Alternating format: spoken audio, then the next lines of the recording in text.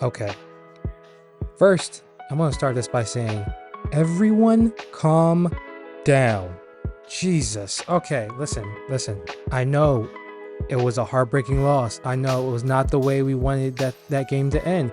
Not the best way to go about the start of the season, but calm down. The key thing is it's the beginning of the season. It's the second game of the season.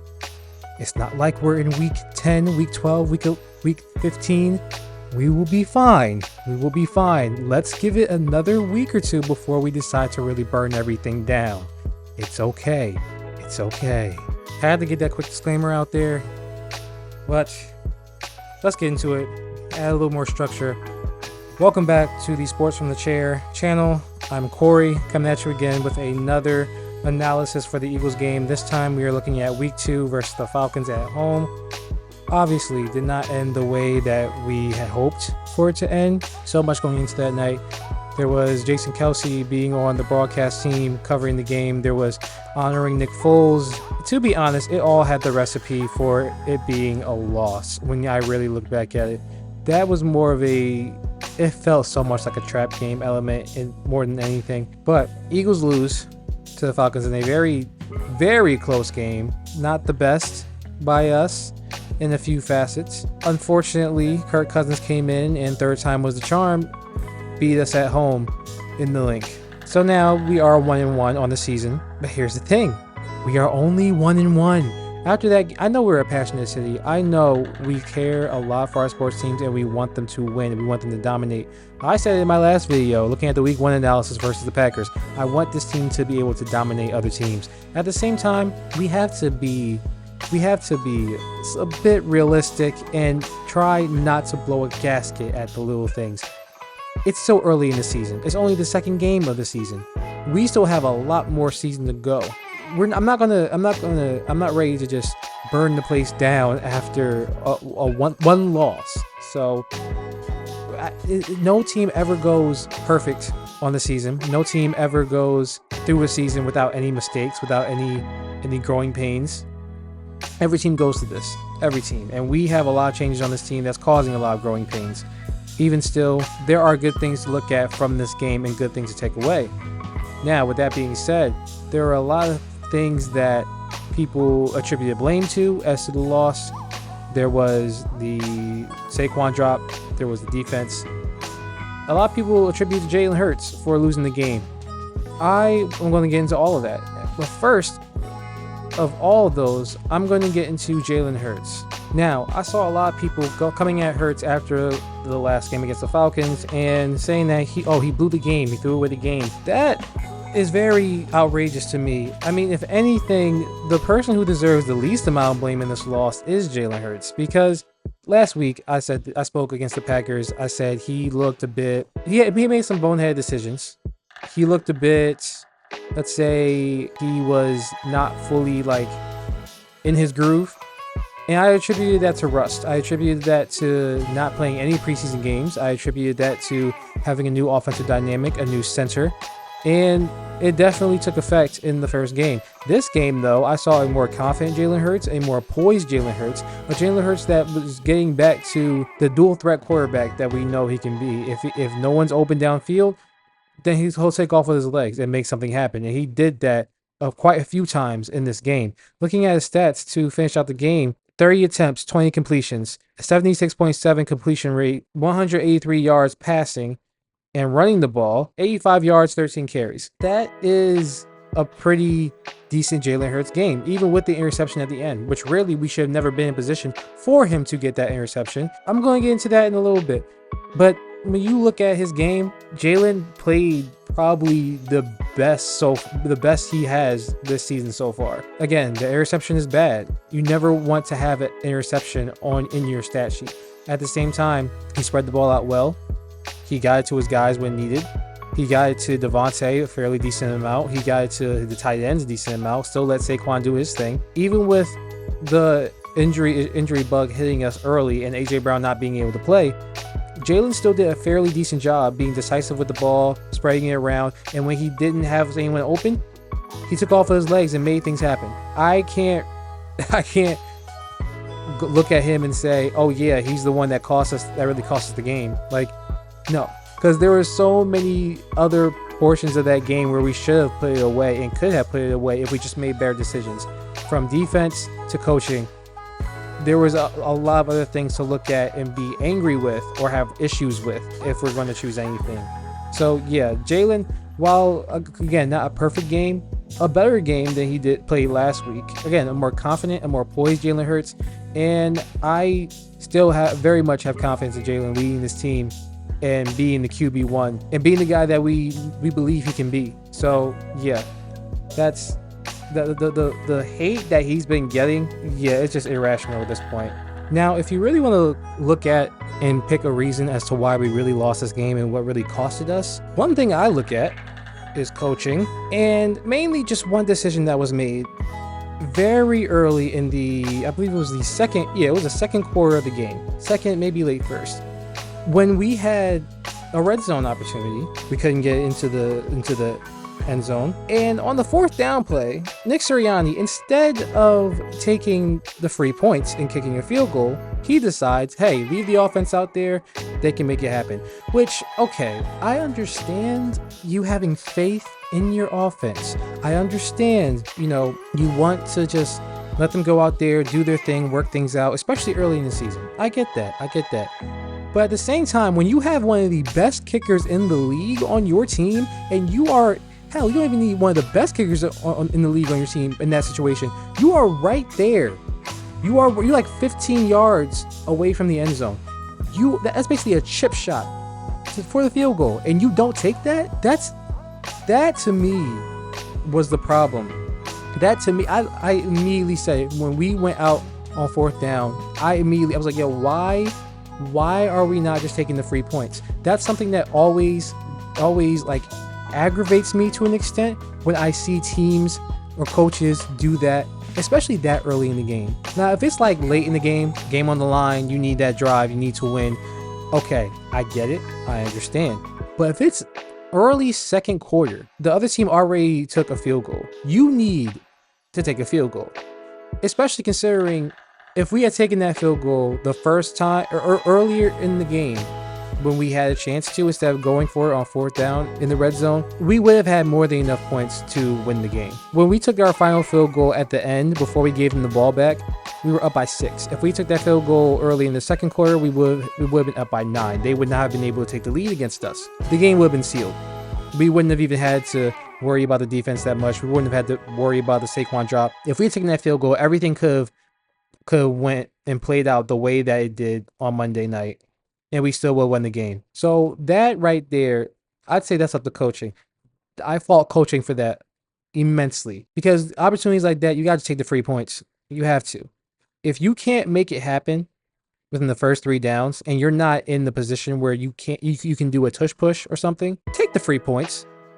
Send Jake out there and get the field goal. 9 times out of 10, he's going to make it, especially that close. And more often than not, that's going to benefit the team more than hurt the team. So that to me is one of the main issues of why we lost the game. And that's more so comes down to coaching. We gotta be better with that. We gotta be better with some decision making there.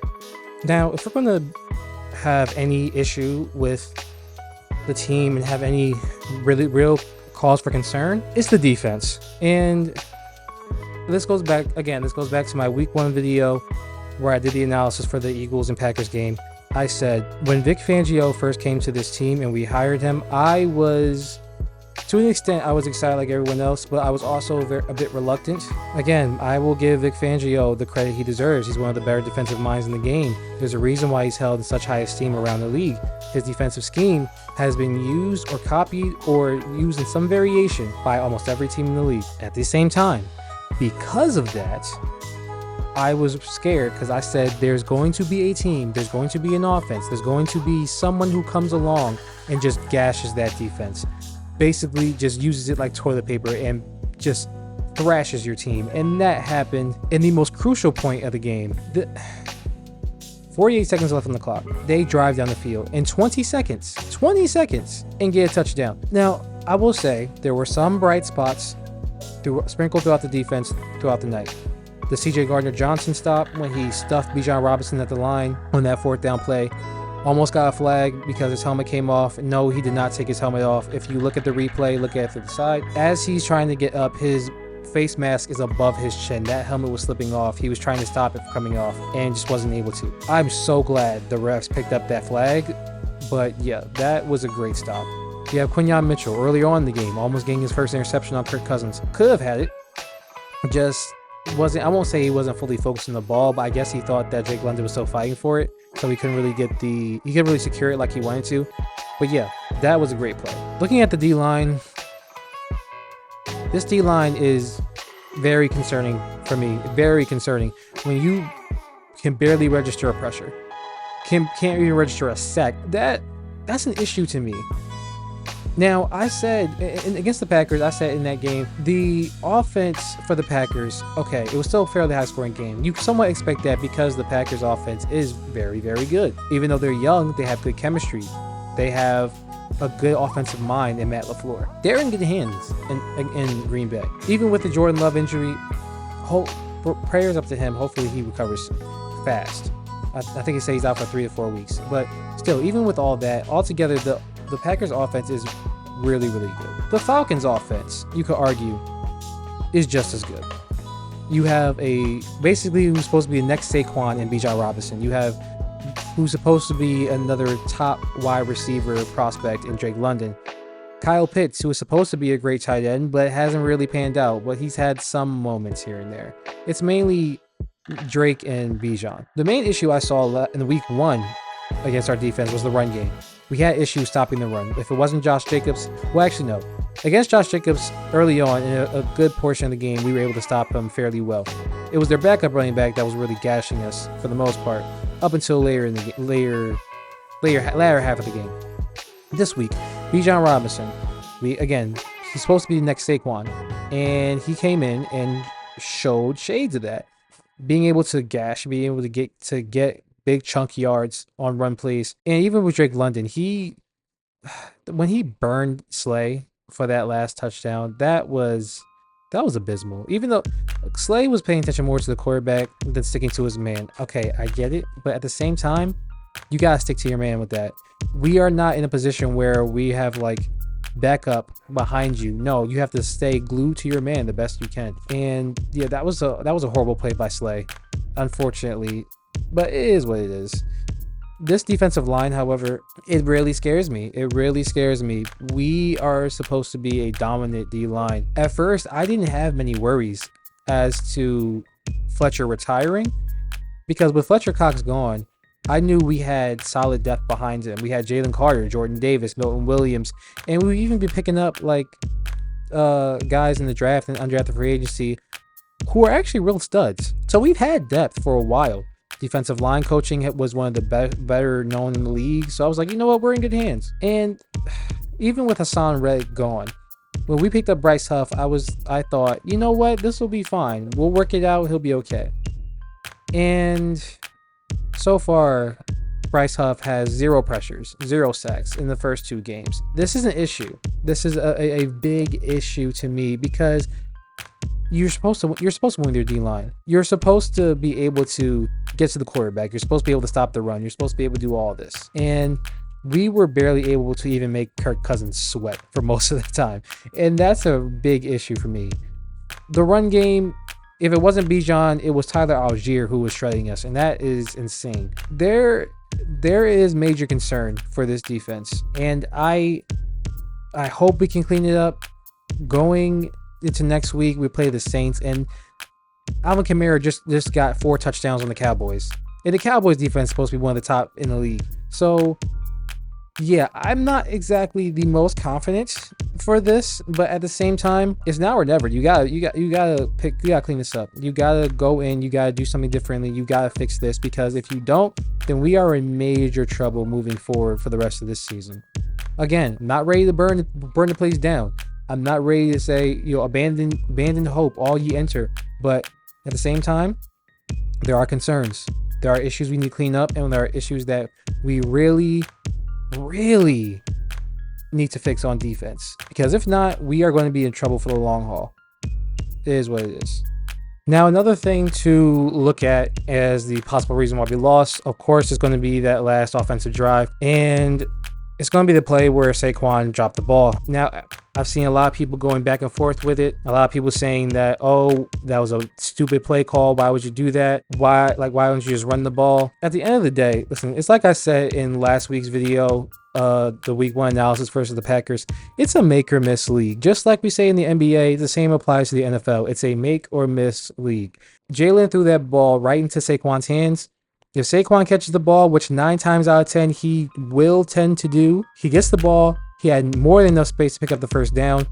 Clock would have been running. Would have sealed the deal. Would have won the game. We would not have been even worrying about that play call. We wouldn't even been thinking about that play call. We would have just been saying, hey, great game. Edged out a win. Great. Good to see it. 2-0. Great. But he didn't catch it. And that's okay. Because, again, it's not like that's who Saquon is. Again, these guys are paid millions. These guys are top level athletes. At the end of the day, though, they make mistakes. They're not going to be perfect. No matter where they rank in tiers as far as the hierarchy of athletes, whether they're superstar level or they're like bench guys, average players, they are still human. So I'm not expecting them to be perfect every single drive. Now, certain plays, yes, even I was looking at my TV, is like, come on, you got to catch that. And I've seen other people say, oh, you just run the ball, and you run the clock. They had no timeouts, just force the clock to run, and they'll have even less time if we have to give them the ball back. At the end of the day, if he would have caught that ball, we wouldn't even be talking about this at all. Make or miss league.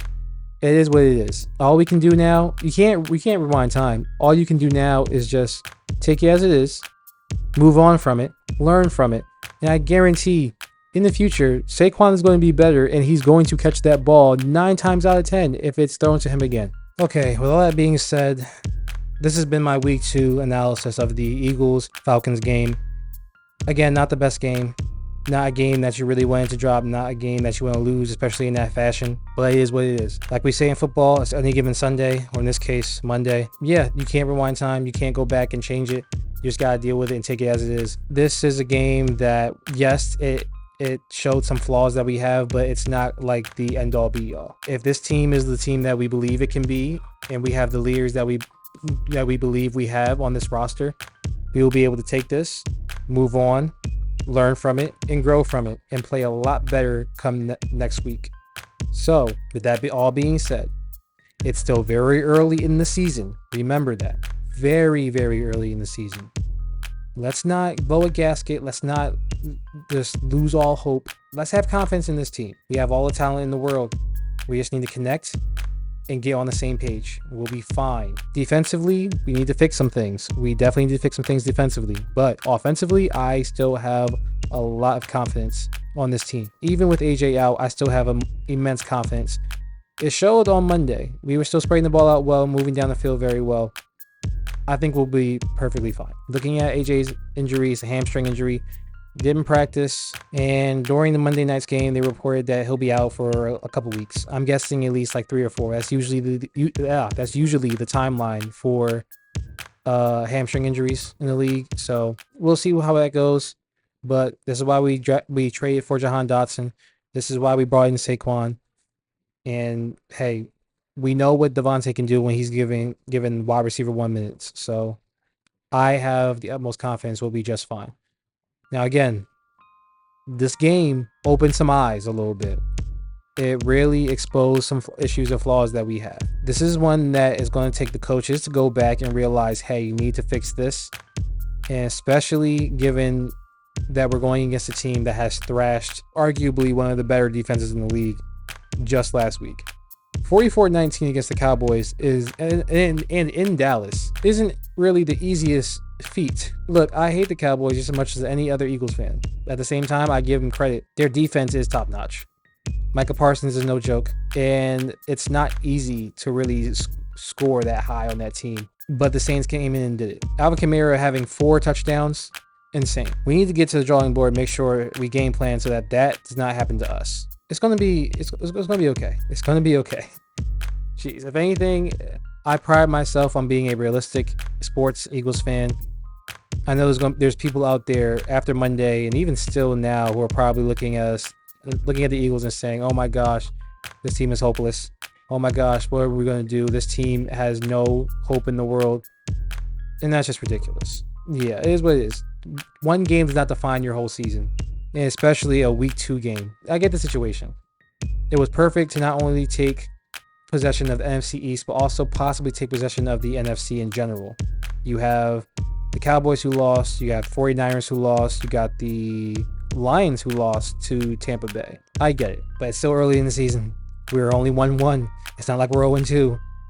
It's not like we're in week 11, 12, or 13, and we have way more losses than wins. If we get to that point, then that's like, okay, yeah, we definitely need to look at ourselves in the mirror and figure out where we went wrong. But we're not there. We're not there. It's only one loss. With that being said, listen, I have confidence in this team. I think we still have a great chance to end this season strong. And let's try not to riot yet. Just please, let's try to keep your composure. We'll be okay. Thank you guys for listening to another episode, video. I don't know what I'm going to call these yet, but thank you guys for tuning in again. Hopefully you enjoy it. I will be coming at you again after the Eagles-Saints game, and I'm excited to bring these videos more when the Sixers come into their season. We have about a month or so before the season starts for the NBA, so yeah, I cannot wait for that. But yeah, be blessed. Hope you have a great day. Enjoy the rest of your week, and go Birds. We still fly high around here. Let's get it.